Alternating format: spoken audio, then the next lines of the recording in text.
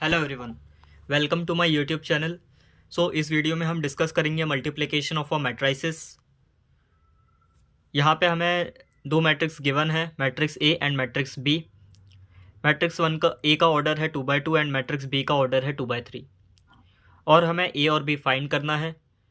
तो जो number of column है मैट्रिक्स ए में जो कि है 2 और जो नंबर ऑफ़ रोज़ है मैट्रिक्स बी में जो कि है 2, तो जो नंबर ऑफ़ कॉलम है फर्स्ट मैट्रिक्स में एंड नंबर ऑफ़ रोज़ हैं सेकंड मैट्रिक्स में, ये आपस में इक्वल होने चाहिए, तभी हम दो मैट्रिक्स को आपस में मल्टीप्लाई कर सकते हैं।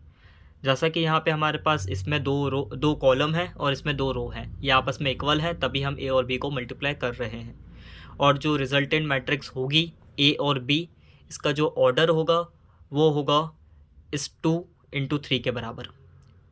मतलब ये जो कॉलम है ए का और रो है बी का, इसको छोड़ के जो बच रहा है मतलब row of A matrix and column of B matrix मतलब 2/3, ये होगा हमारा ऑर्डर ऑफ रिजल्टेंट मैट्रिक्स।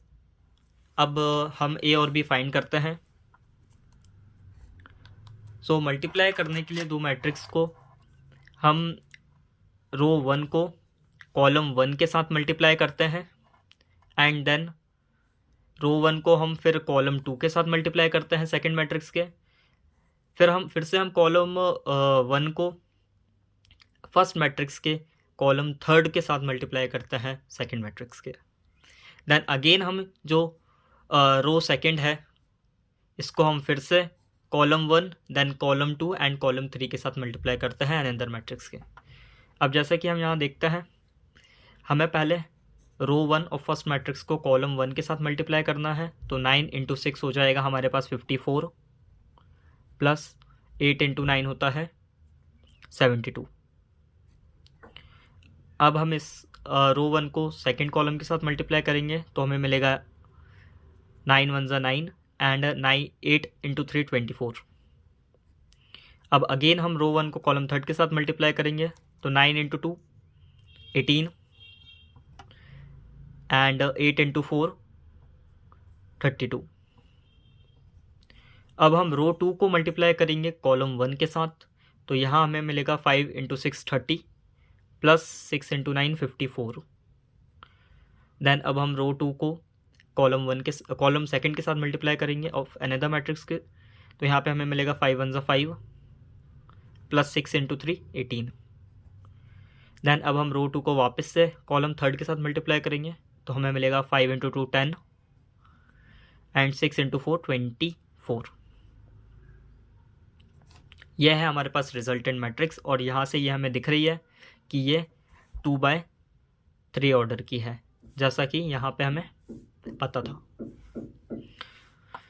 अब इसे हम सॉल्व कर लेंगे तो हमें रिजल्टेंट मैट्रिक्स मिल जाएगी और जो कि होगी 2/3 मैट्रिक्स की। इसी तरीके से हम दो मैट्रिक्स को आपस में मल्टीप्लाई कर सकते हैं। अब हम सेकंड एग्जांपल को देखते हैं।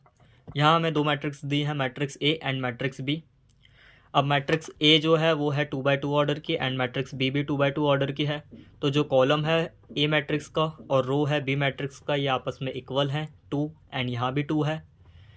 तो अब ये दो मैट्रिक्स आपस में मल्टीप्लाई हो सकती हैं, तो हमें यह पहले चेक कर लेना है कि फर्स्ट मैट्रिक्स के कॉलम और सेकंड मैट्रिक्स का रो आपस में इक्वल है कि नहीं, number of rows and number of columns.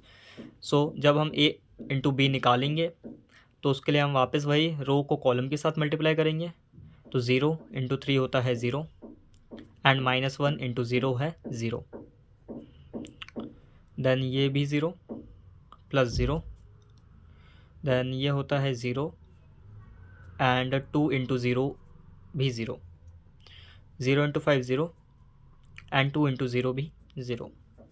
तो यहाँ पे हमें एक नल मैट्रिक्स मिल रही है जो कि है ऑर्डर 2/2 की, क्योंकि यहाँ पे जो बचे हुए हैं ये 2/2 है, तो रिजल्टेंट मैट्रिक्स भी हमें 2/2 मैट्रिक्स की ही मिलेगी जो कि है नल मैट्रिक्स। अब हम देखते हैं कुछ properties of multiplication of matrices की।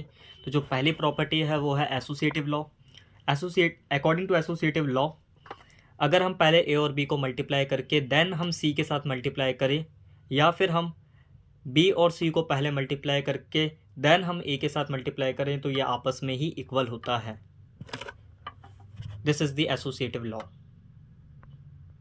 अब जो सेकंड प्रॉपर्टी है वो है distributive law. Then according to distributive law, अगर हम बी और सी मैट्रिक्स को ऐड करके देन ए के साथ मल्टीप्लाई करते हैं, या फिर हम ए और बी को आपस में मल्टीप्लाई करके देन एंड ए और सी को आपस में मल्टीप्लाई करके देन ऐड करते हैं, तो ये आपस में इक्वल होता है।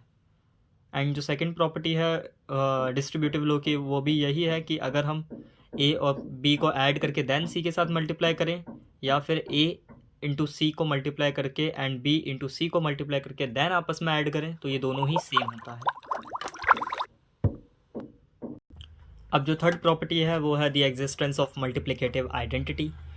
इस प्रॉपर्टी के अकॉर्डिंग अगर हम आइडेंटिटी मैट्रिक्स को किसी ए मैट्रिक्स के साथ मल्टीप्लाई करते हैं तो वो इक्वल होगा किसी हम ए मैट्रिक्स को आइडेंटिटी मैट्रिक्स के साथ मल्टीप्लाई करें, तो जो हमें रिजल्टेंट मिलता है वो हमें वापस से ए ही मिलता है।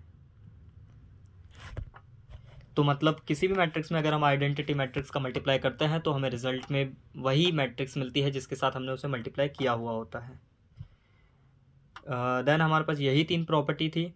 And that's for today guys. Thank you everyone.